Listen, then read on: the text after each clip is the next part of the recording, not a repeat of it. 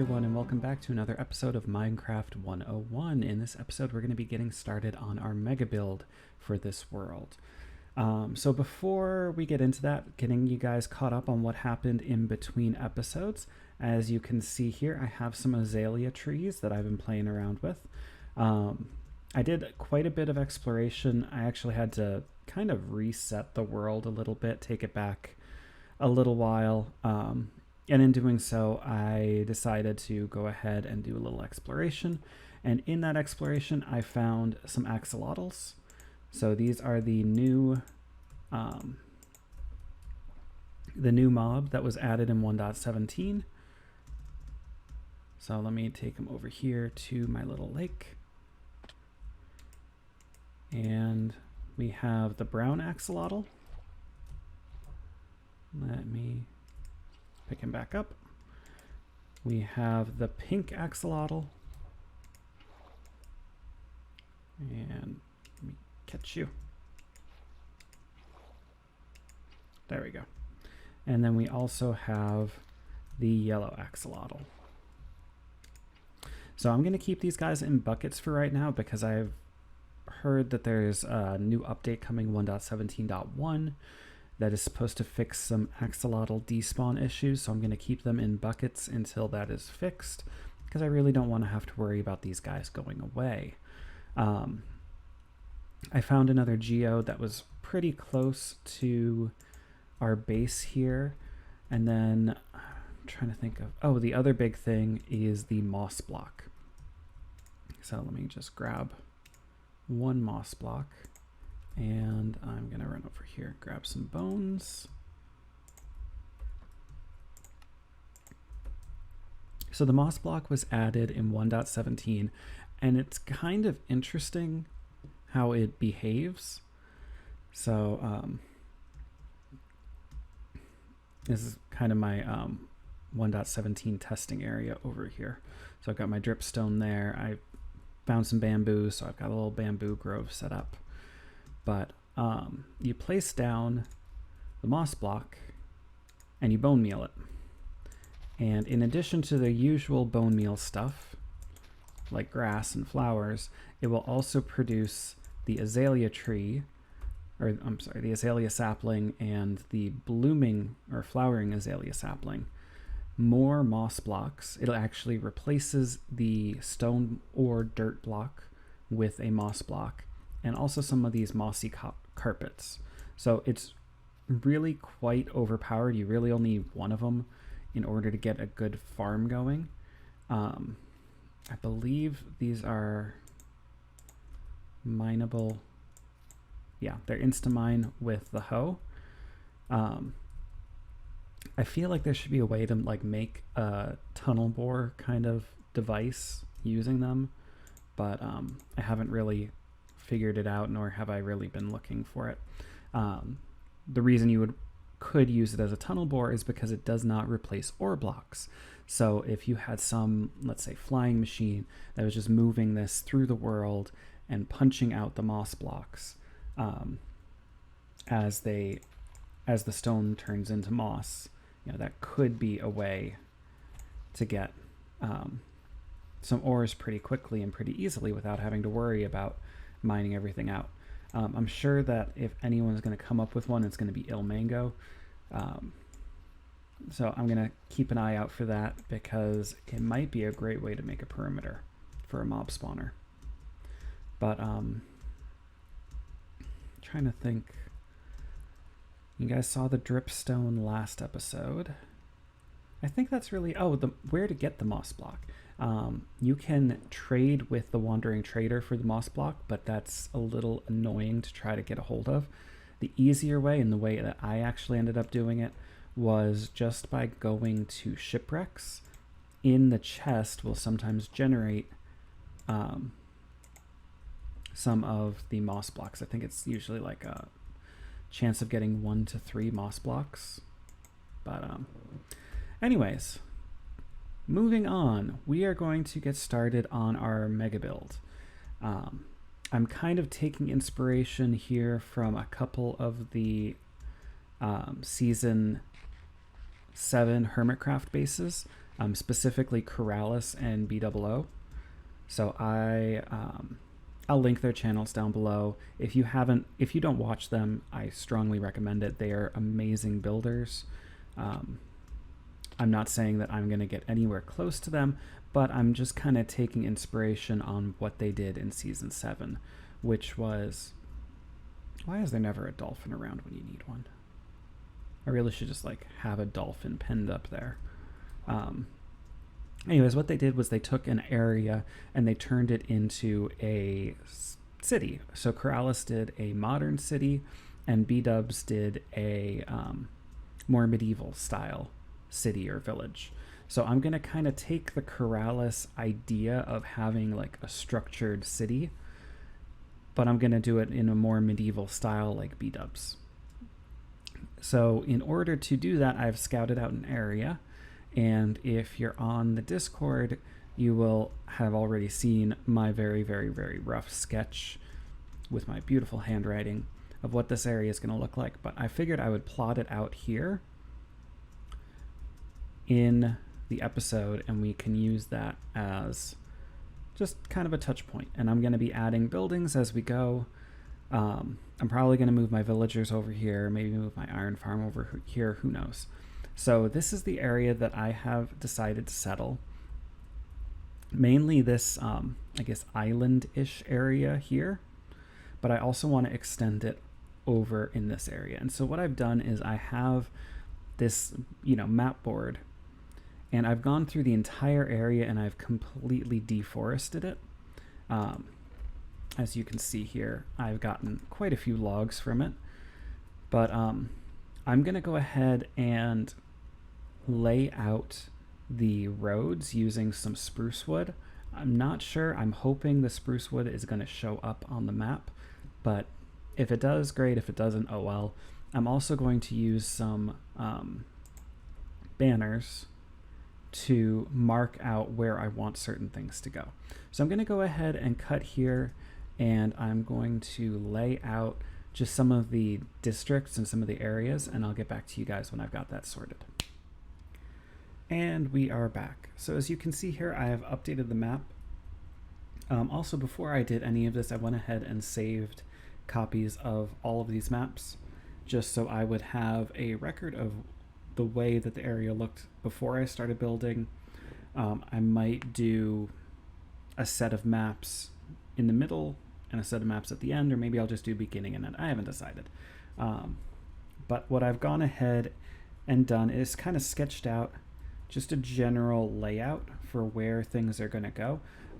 These lines that I've done in spruce, they are not roads. They're just kind of an indication of where roads will generally go. Because this is going to be a kind of medieval inspired area, I didn't want it to be very rigid and very structured. So while there are general areas of the town, things are not always going to be in the place that makes the most sense. And the roads are not going to always make the most sense. They're going to be windy, they're going to be curvy, they're going to follow the lay of the land. But this is just kind of a general idea. So starting all the way out here, I actually have 2 lighthouses because I wanted to indicate where the shipping docks are.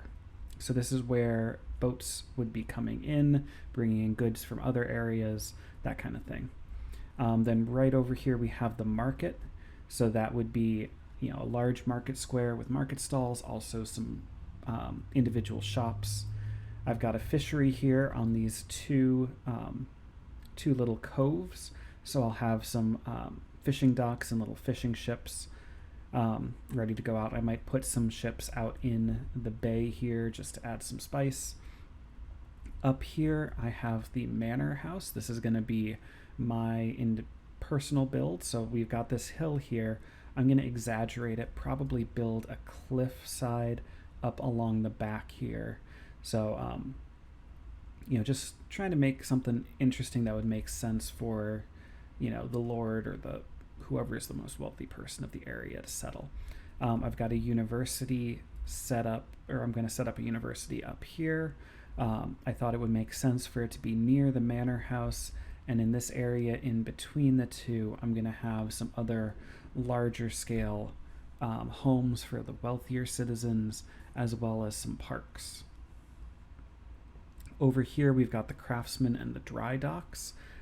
Again, because this is mostly a coastal area, it's essentially a peninsula, it makes a lot of sense for us to have a lot of ships.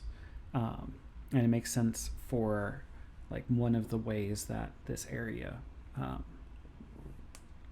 is able to be independent and function is to actually manufacture its own ships. And I've got an area for the craftsmen who would work on the dry docks and so on. This whole area down here is going to be farms, and then over here is the main gate. What I'm going to do is actually, you can see there's this little bit of land here, and there's a couple connecting spots up here. What I'm going to do is I'm actually going to widen the river, and I'm going to use the river as kind of a natural moat. It kind of makes sense to me that if you were to try to settle in an area, you would want some place that is defensible and naturally defensible.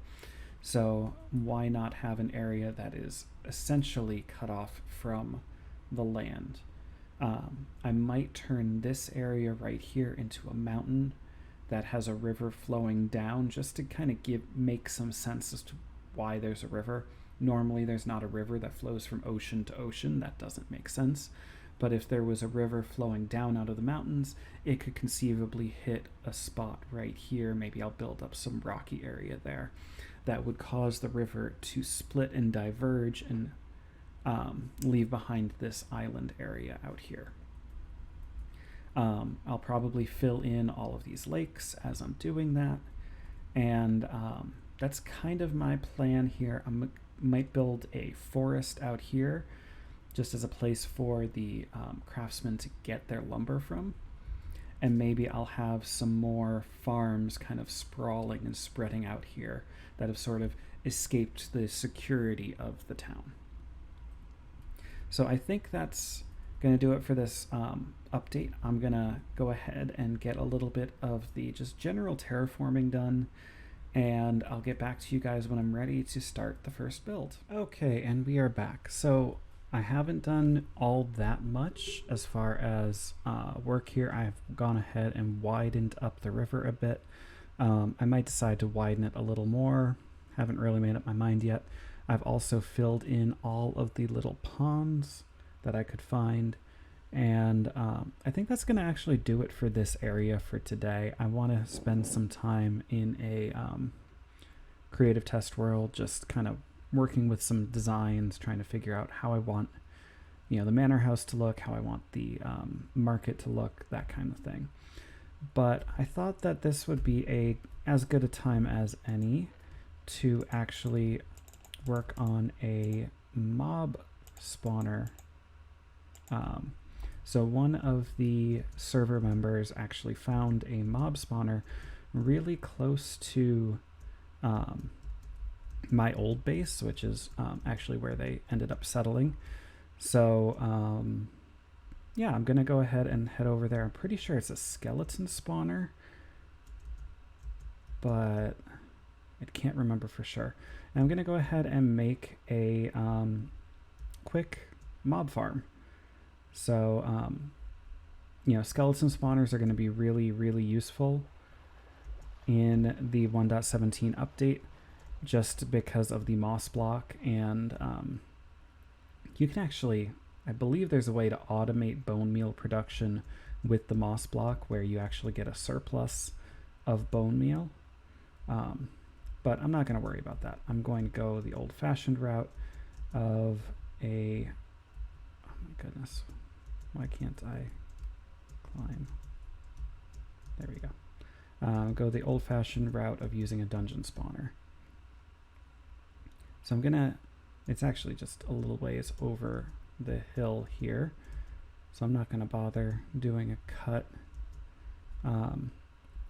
But that does remind me that if you're interested in joining the server and playing along and contributing to, oh my goodness, that sheep was loud, and contributing to the Minecraft 101 world, you can always join my Patreon, which is linked down below.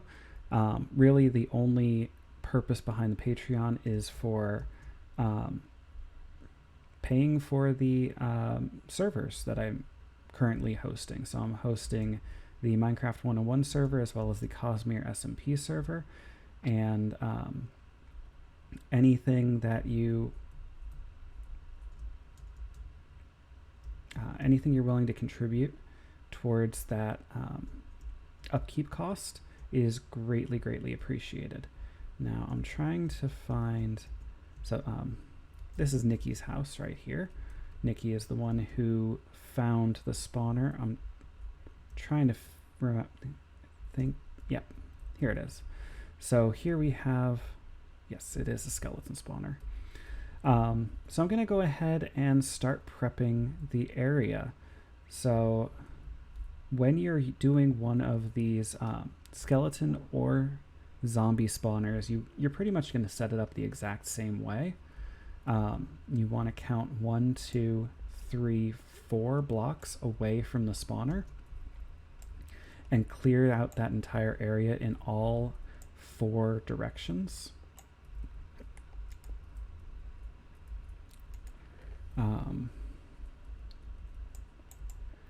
You're also going to want to dig down. I usually go about 3 blocks below. One of the kind of the reason that these are so useful is because they don't really follow the mob cap. So in any Minecraft world, there is a certain number of mobs that can be spawned in at a time, specifically hostile mobs. There's also a different mob cap for like squid and fish. There's a different mob cap for passive mobs like farm animals. But when you have a regular spawner, like a darkroom spawner, you'll pretty quickly hit that mob cap, and then mobs will stop spawning. Whereas with a spawner cage like this one, as long as you're able to get the mobs that are generated away from the area fast enough, you actually don't have to worry about the mob cap anymore. So I'm going to go ahead and continue digging out this area, and I'll get back to you when I have this room prepped. Okay, so here we are. I've gone ahead and cleared out the room. You want to make sure to put blocks on top of the spawner, because what you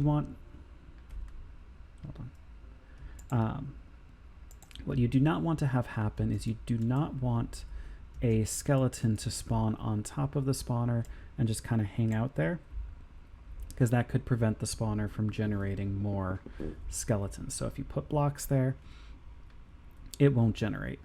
Now, every space in this general area, a skeleton should be able to spawn. So our goal is going to be to push them out and collect them in an area for our kill chamber. So what I'm going to do is actually, I need to push this wall out by 1. So, oh, hello. Apparently I didn't light up enough in that corner. So this area is a 9 by 9 square. We're actually going to make it 9 by 10. So we're going to push out one of the walls a little bit further. And this is going to be where we create the trench for the skeletons to fall into.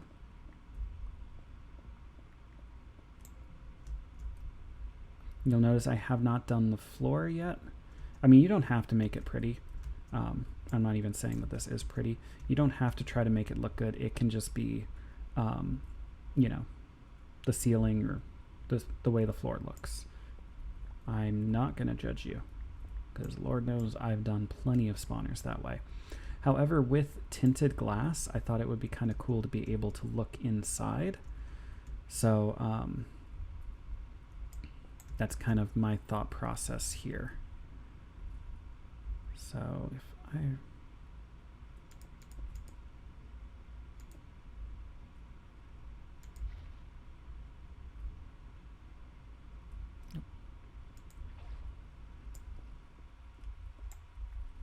It's been a while since I've done one of these. Okay, I do need that there. Okay. I need more water.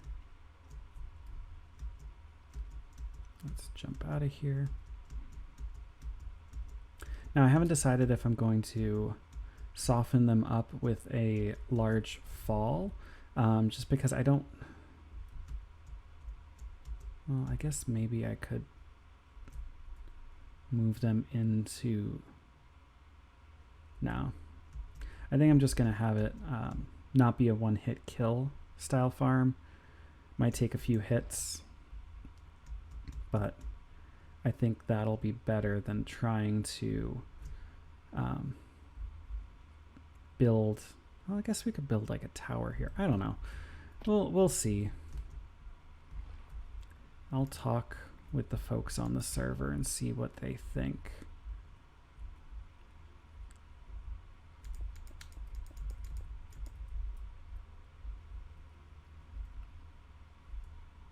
Okay. So every block here is flowing water. That should be good. I'm gonna go ahead and now I can go ahead and replace the floor.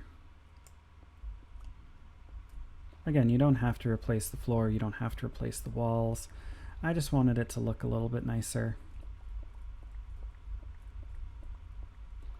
because I want to use tinted glass to be able to look inside. Just because it's new and new stuff is fun. It's nice to be able to see that it's actually working and that mobs are being generated.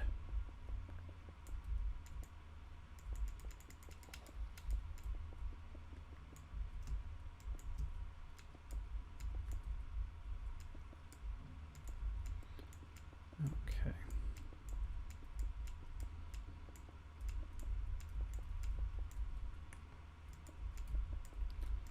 And I'll come back and do the ceiling another time.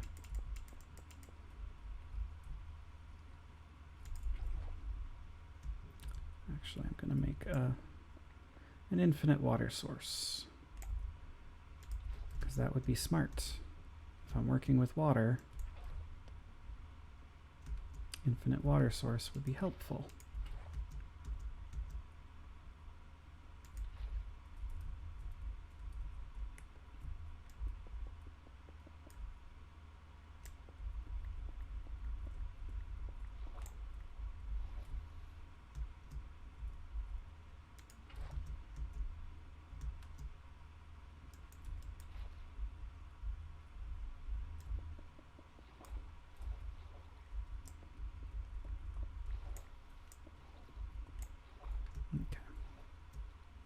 There we go. That will work. I'll take care of the chests when I'm all done. Let me just clean this up.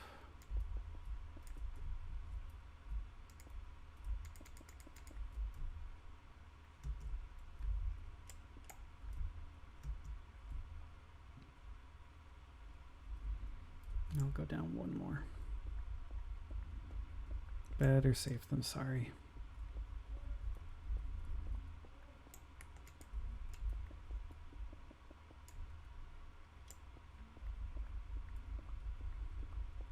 Don't even think this area is going to be visible, but doesn't hurt.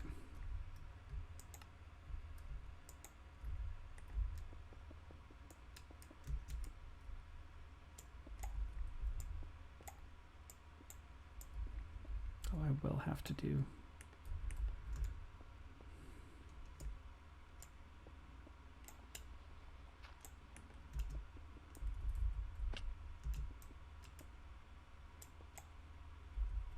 that block.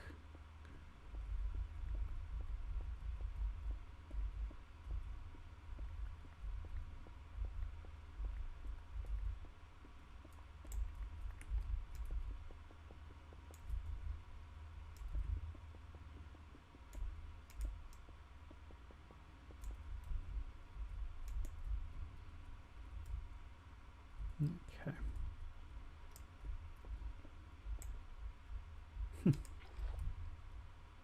Convenient. Actually, inconvenient. What am I saying?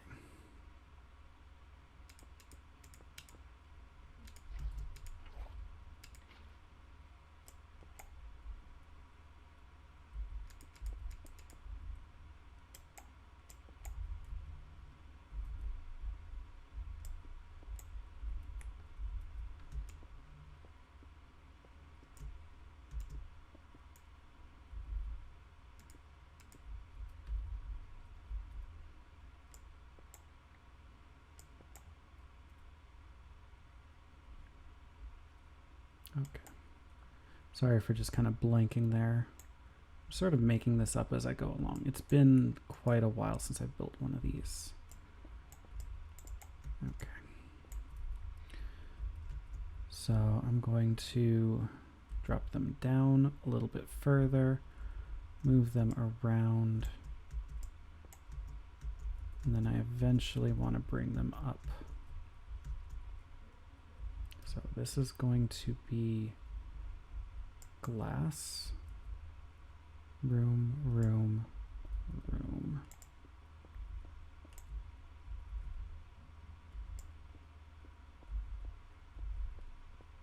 Okay. I know my kind of thought process and style here is not really making a lot of sense. But essentially this block is going to be the not stained glass, tinted glass.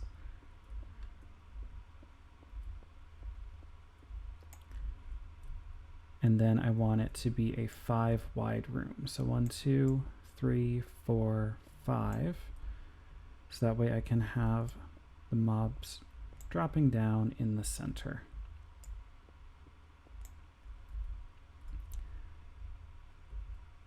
So we can put that there.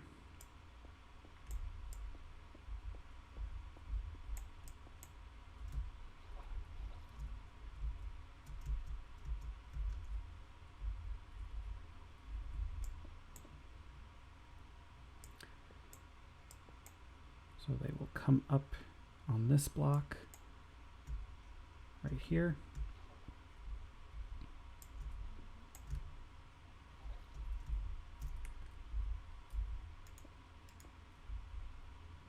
Come up here and then over a block, and this will be where they land when it's time to kill them. Okay, so I'm gonna go ahead and cut here and put a whole bunch more work into this, and I'll get back to you guys when it's just about done. And we are back. So as you can see, I have pretty much finished up the spawn room. Rather than wait until I had all of the amethyst needed for tinted glass, I just put a couple pieces here and I'll fill it in as I get more amethyst. I have a piece of dripstone here because that will kill off the, or that will add some fall damage to the skeletons so that they'll die a little bit easier. It's still quite a few swings, so maybe I will end up putting some sort of skeleton drop chute to raise them up a little bit higher and then drop them back down. As far as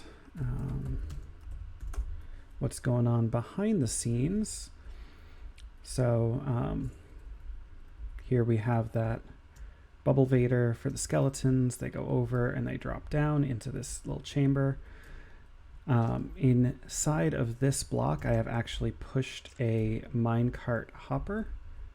It's hard to see, there we go.